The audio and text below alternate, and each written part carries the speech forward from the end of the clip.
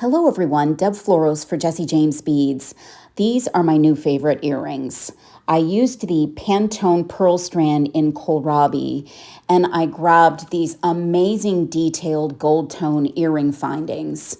I also used some chain reaction chain and grabbed a few of the links so that I could attach them directly to the earring piece.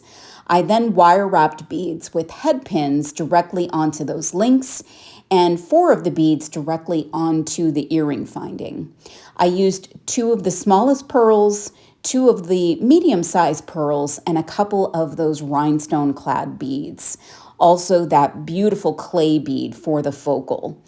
Just add an ear wire and you've got some really amazing dangly earrings. These are so much fun, and these pearls are spectacular.